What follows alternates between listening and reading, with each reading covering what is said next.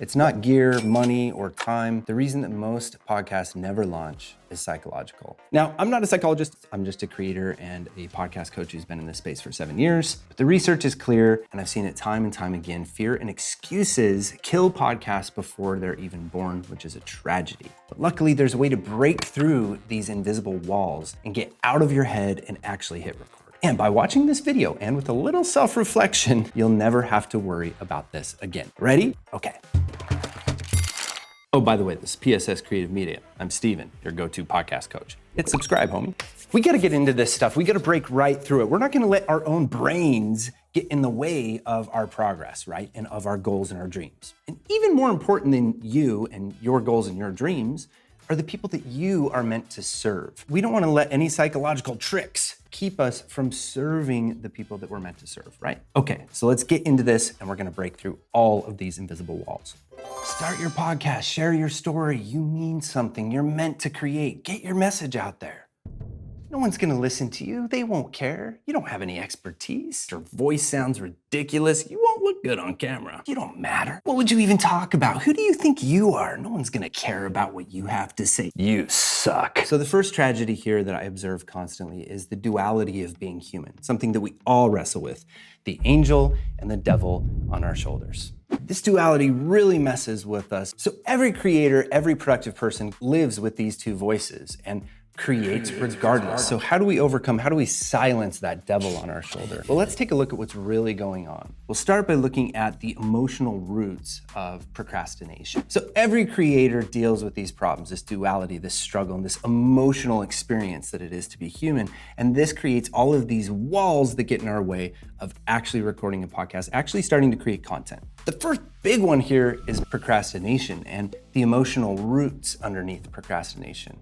And this is why equipment and applications and DIY courses and money don't solve any of these problems. Check out this procrastination loop. It's not about managing distractions. It's about trying to escape how a task makes you feel. According to psychologist Fuchsia, why did all the psychologists and doctors have to have such complicated names? Did they do that on purpose so that people can't reference them? I'm trying to show my ethos here. According to psychologist Fuchsia Sorois, procrastination isn't time mismanagement, it's poor emotional regulation. We avoid tasks to dole out our uncomfortable feelings. And this is crazy common. 80 to 95% of students procrastinate, and 15 to 25% of adults are chronic procrastinators. And that same avoidance, that same guilt happens in creators every day. And this proves that procrastination is a universal human behavior.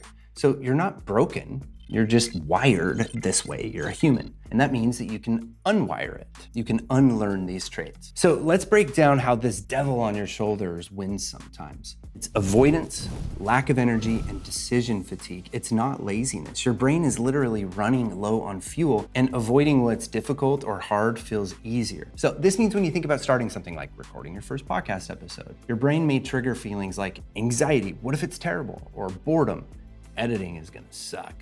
Overwhelmed, this is too big, too much for me to handle. Or shame, I should be better at this already. Why do I suck so bad at recording? And these negative emotions are what psychologists call aversive responses. They're basically little warning signs that say, stay away from this. And this is why procrastination isn't about avoiding the task or because there's something wrong with you. It's about avoiding the emotion that's tied to the task. You put off recording not because talking into a mic is difficult, but because you want to escape the anxious or critical voice that comes with it. That's why scrolling or cleaning or even buying new gear feels easier in the moment. It's emotional relief. So aversive response shows up for podcasters as pressing record equals fear of judgment. Your brain says, don't go there, it's gonna hurt. Editing one episode equals boredom or overwhelm. Your brain says, we'll learn how to edit later. Let's do something fun instead. And then publishing publicly equals shame risk. Your brain says, avoid that, it could embarrass you. So instead of pushing through this, we retreat into low stakes tasks that don't trigger those feelings, like adjusting our studio setup, or ordering more gear, or watching endless tutorials, or tinkering with cover art on Canva for 3 hours. And that's why so many podcasts never leave the planning phase. So how do we break this insane loop? What's the hack? Do something imperfect right now, not later. Do something as is. This is not productivity porn. Oh, it's permission. You got to just do it as it is because that's the only way to escape this emotional trap. The research backs this up. Doing beats planning every time. And the other amazing thing about actually taking action and doing something through the discomfort is after you've completed that task, you get your own dopamine rewards, sense of satisfaction, all sorts of amazing things happen in your brain. But listen, we're not through with that. We got to expand on this even deeper. This isn't just about procrastination, unfortunately. If it was, I think more of us would get off the ground with our podcast. There's a lot more going on here. So what we've got to talk about here is something that I've really come to believe fully and completely about myself and about every creator that I work with, and that is that ideas are cheap. Everyone has ideas. And we all believe that our ideas are kind of good. But the difference between those who succeed and those who don't is those who execute on the ideas, to test them. The only way to actually know if an idea is good is to test it. And this is a place where it's really easy, again, when we're trying something new for our brains to really get in the way and sabotage us every time. There is a lot of research that goes into these things about a false sense of progress. They call a premature sense of completion. This is what you could call the coming soon syndrome. You announce your show, you tell your friends because it feels good and it relieves the fear, gives you a big dopamine rush. So this is why it can actually be dangerous to announce your show to people. But actually, based on this NYU study, just saying that you're gonna do something, it tricks your brain into thinking, I've done it already. And your brain thinks, I'm done. And so the first episode never comes. And we see this all the time in podcasting. It's very similar to signing up for the gym membership or even having a Peloton subscription. Right? That's enough for our brain to think we're on our track for losing weight, but it's not actually the lifting of the weights that you're doing yet, right? Most beginner podcasts get caught up here, what a psychologist would call emotional focused coping. That's when you do everything around the podcast. So you buy gear, you make a logo, but the only thing that actually matters is actually pressing record. Without that, you've done everything, a ton of planning, but you actually haven't even started your podcast. So we have the emotional focused coping. We're focused on the emotions, the things that make us feel good and alleviate the emotions that we don't like. But then there's problem focused coping. We need to get over there. And this is pressing record when it comes to podcasting. This is the threshold moment between false progress and real action. Until you press record, you don't have a podcast. You just have this hobby of planning. So ideas are cheap, gear is cheap, execution is everything. And in podcasting, execution starts the moment that you press record. Psychologists like Sorois and Goldwitzer back this up. Our brains crave the emotional relief of planning, but they trick us into stalling. Damn brains. We live with the enemy, I'm telling you.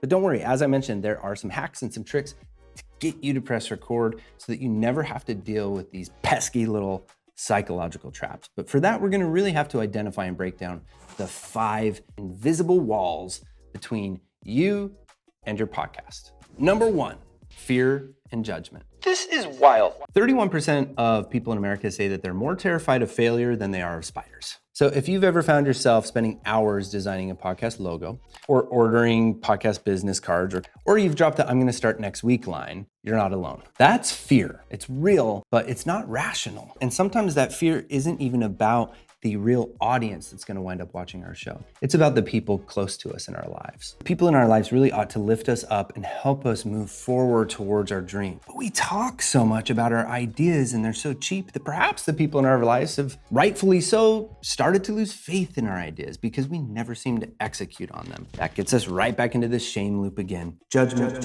fear, I'm not good enough. It's horrible and it's not rational, but it's a real thing that we all deal with. Number 2, this invisible wall. Perfectionism. This is your creative hamster wheel. So perfectionism is saying, I've got to be my best, and then you freeze, and then you guilt trip yourself, and then round and round we go. And research confirms that perfectionists actually procrastinate more, almost like a personality Achilles heel. Perfectionism and procrastination are best buddies. Number 3 on the list is task aversion. So editing probably feels like eating broccoli, right? Spending 3 hours meticulously cutting through your ums and ahs of an episode that you don't really Think is that valuable or that anybody's gonna like anyway? learning how to actually operate the equipment that's still in a box on your table. All of this feels like impossible, painful tasks that give us overwhelm and boredom and anxiety, like we talked about, and also shame. I should be better at the tech. I should be better at editing. All of that's in play here with task aversion. This is not laziness. there isn't anything wrong with you. Your brain is just trying to protect you from bad, negative emotions. Number 4, this one's a favorite of mine. And this one has been very hard for Veronica and I here at PSS to work through with our clients, and that is productive procrastination. You might think that you're getting things done, and you are, and you can show the proof that you're getting these things done, like planning and researching, taking a DIY course, designing a cover art, talking to an artist, putting all the pieces in place, endless research, running tons of deep researches on ChatGPT. This is your brain just busying you. You do other stuff to feel accomplished because the real thing that you're trying to do scares the shit out of you. And finally, there's another best friend of ours, number 5, imposter syndrome. That's that voice that just lovingly hangs out with us all the time. Who am I to have a podcast? What would I actually podcast about? Nobody's gonna listen to your show. You're not an expert. You aren't attractive. You aren't worthy. Oof. These are the real heartbreaking things for me. And this is tied to perfectionism and self-doubt. You're not broken. Your brain's just really mean sometimes. So as it turns out, actually just being aware of these invisible walls makes them not invisible anymore. And now what we can do is we can start to self-evaluate what's going on. We can start to become aware of the enemy. This way, we can give ourselves pause, we can give ourselves a fighting chance, and we can show up with our fear, we can show up with all of these psychological issues that we all have and press record anyway. So let's move on and talk about how we're going to beat this. And we are going to beat it.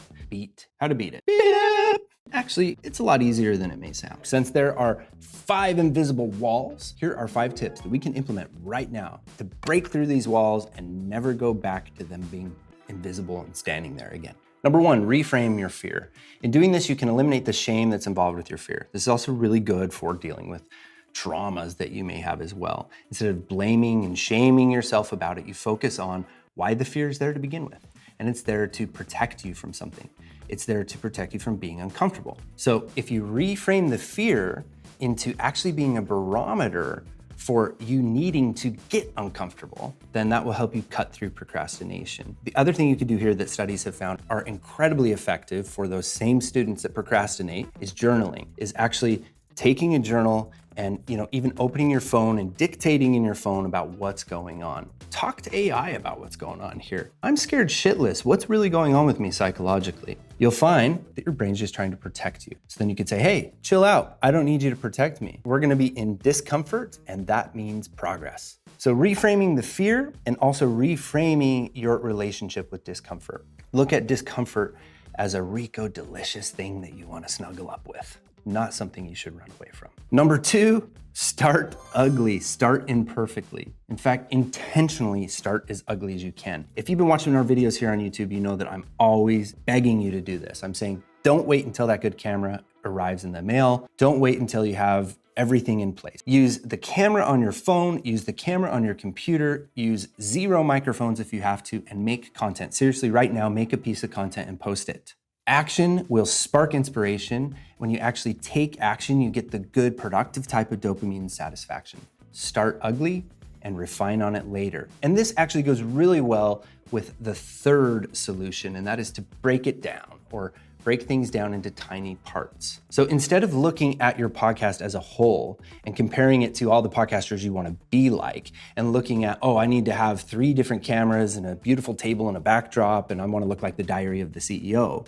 Yeah, you're gonna get there eventually, but that's a staircase and we can't just jump the staircase. We gotta go one step at a time. So start breaking things down into one step. This is also something that you do to deal with procrastination on a daily basis. Break things down into little 5-minute, 10-minute tasks. So the first one, I'm gonna record my first episode. I'm gonna riff for 20 minutes. I'm gonna take a break. I'm gonna put that into a editing software. I'm gonna edit it. I'm gonna publish it, boom, done, and forget it and move on. Tiny, specific steps will help to reduce the overwhelm. Number 4, and this is a big one, self-compassion. This is very simple. This is also at play with reframing your fear. But 20 to 25% of adults procrastinate, so just don't shame yourself over it. Have compassion about what's going on. Collect data. Look at yourself as an experiment. Reframe the way you even look at yourself. Show up ugly, show up imperfect, show up without the backdrop, without the equipment. Practice that. And then allow yourself to feel the wins and the satisfaction of actually hitting record, actually publishing. Now, number 5 is accountability. Now here, like I said, is a dangerous slippery slope. Accountability does not mean taking a DIY course or joining a program or joining an accountability group with your friends and talking about what you're going to do. Here, the accountability is about doing or when things are done. When you make announcements, it's because you've completed it. It's because it's on the podcast directories for people to listen to. We don't need your podcast cover art to look good right now. We need your podcast on the directories first, and then you can refine and edit and iterate on your podcast cover, your podcast logo, your podcast setup, your podcast gear, your podcast planning, your podcast research. All of that stuff comes after. Pressing record's the thing that comes first. The other huge concept that is part of the accountability thing here that I really ought to be number 6 is remember your why and reinforce and motivate yourself with a strong why. And for this, I like to imagine the people that I'm trying to help. And I imagine that you are in the same boat, that calling, that angel on your shoulder that's trying to push you towards something great. That's what you need to focus on and remind yourself of. And this is something that helps a lot with clients and is something that keeps Veronica and I motivated here every day at PSS Creative Media. And it's to say my purpose is more important than my pain. My purpose is more important than my fear and my procrastination. The people that I'm trying to help, hold yourself accountable to them. Ask yourself questions. What if my favorite song was never recorded? What if my favorite podcaster gave into all these psychological tricks? What if I give into all these psychological tricks? What if my podcast is the thing that makes the big change that I want to see happen in the world? That's what you should be accountable to. And that's what you should use to power your motivation to show up and be consistent with all of your fear, with all of your insecurities, show up with them and push through that discomfort. So here is the big summarized, big promise and payoff. The real reason that most podcasts never launch is not a lack of gear or time. It's fear, perfectionism, and false progress. But if you take one messy ass step today and you record a 5-minute intro and share it with a friend, you've already beaten 90% of would-be podcasters. So don't just plan, don't just think, hit record.